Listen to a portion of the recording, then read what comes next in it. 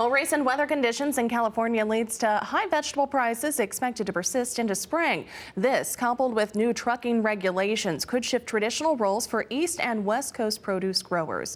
SoutheastProduceWeekly.com's Chip Carter found out more at the 2018 Southern Exposure Trade Show and Expo in Tampa, Florida. I'm with Doug Schwalls from Southern Valley. It's a vegetable grower based in Norman Park, Georgia. They also have operations in Mexico and they grow in Tennessee. Doug, we're seeing a lot of changes in the vegetable world. We've seen West Coast weather. California is getting hammered. What's going on? How is this going to benefit Southeastern produce growers? Well, you know, with the weather issues that they've been having in California, I mean, it's going to help us come into a spring season without a glut of product. We're not going to have an influx of stuff coming from the West Coast to the East Coast, which is crippling the market, you know, and having a lot of extra stuff in Florida. You know, Florida's got their production's down as well. Some of your offshore stuff's winding up. And I think it's just going to allow us, when Georgia does start, and we're going to start early this year, we're doing some things so we can come in early with some hoop houses and just different things to give us a little bit of advantage, about a 2-week window when we're going to come in earlier than most everybody else. And it's just going to allow us to start out of the gate and not have that traditional, you know, spring start, horrible market deal, and then it, you know, eventually turns around. Now that's a temporary situation for Southeastern growers and even growers all up and down the East Coast, but there are other changes. We've seen changes in the trucking laws that are really, we're going to see how that impacts the produce industry more dramatically in the coming months and years. Well, I think one thing you're going to see is growers, true growers like us that are fully integrated from seed to shelf, that own all their own land.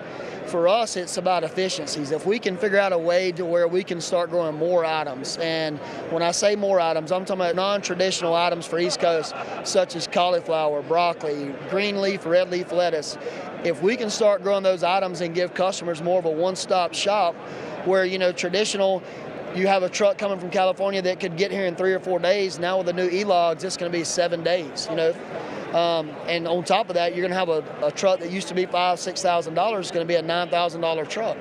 So if we can do stuff on the East Coast to give us a competitive advantage on those items and to grow our SKUs to make us more of a one-stop shop, it's a win for us and it's a win for the retailers and food service, you know, people that we deal with.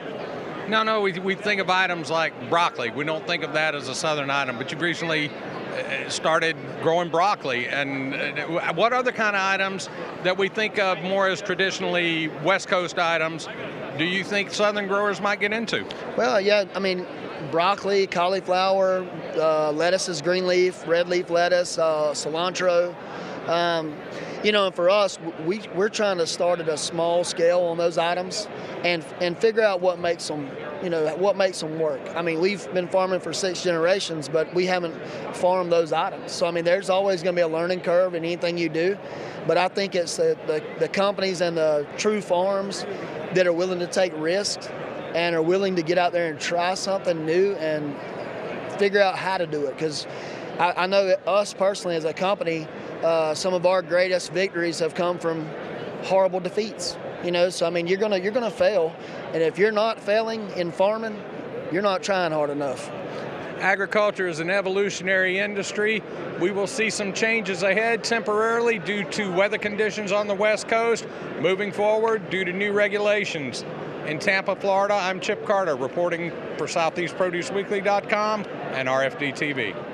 Well, thanks again, Chip, for that report. Again, SoutheastProduceWeekly.com's Chip Carter sending that report to us. And you can log on to their website for the latest produce news, video of the week, and also recipes from the Chef's Corner.